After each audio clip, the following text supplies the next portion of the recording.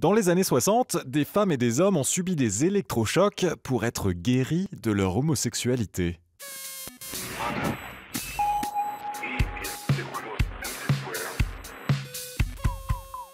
Une maladie, c'est connu, ça se soigne. Et comme l'homosexualité a longtemps été considérée comme telle, les thérapies en tout genre se sont multipliées avec des conséquences dévastatrices. Lorsqu'il publie Psychopathia Sexualis en 1886, le médecin Richard von Krafft-Ebing classe l'homosexualité parmi les perversions et la décrit comme une anomalie. À la même époque, en France, le médecin Auguste-Ambroise Tardieu en dresse un portrait monstrueux. Leur vision pathologique de l'homosexualité s'impose en référence pour longtemps. Le chercheur allemand Magnus Hirschfeld, pionnier de la sexologie, tente bien de classer l'homosexualité parmi les variétés de la sexualité, et à ce titre inné et inaltérable, mais ces thèses ne survivent pas à la victoire des nazis, qui brûlent ses livres.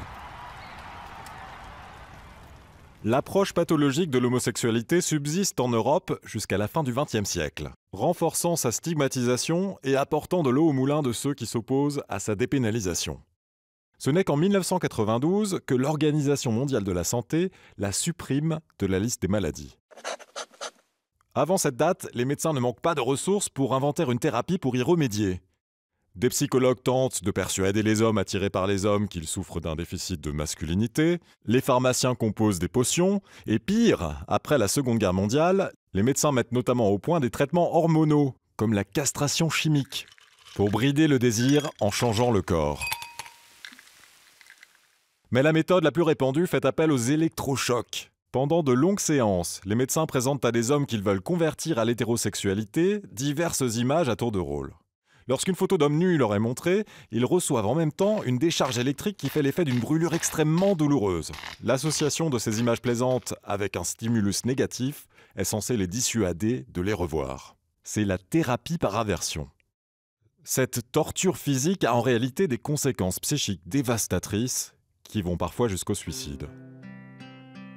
Parmi les patients qui l'ont subi, on compte le chanteur Lou Reed. Il règle ses comptes avec ses parents qui l'ont forcé à passer par là et raconte. Ils mettent le truc au fond de la gorge pour éviter que tu avales ta langue et ils mettent des électrodes sur ta tête. C'est ce qu'ils recommandent pour décourager les sentiments homosexuels. Après le traitement, Lou Reed explique les pertes de mémoire et le sentiment d'être devenu un légume. Le psychologue Martin Seligman observe, dans les années 60, le développement de cette méthode aux États-Unis avec grand intérêt. Avant de se rendre compte qu'elle n'est pas efficace en réalité, les homosexuels restent homosexuels. L'Association américaine de psychologie juge aujourd'hui la pratique dangereuse et la condamne officiellement.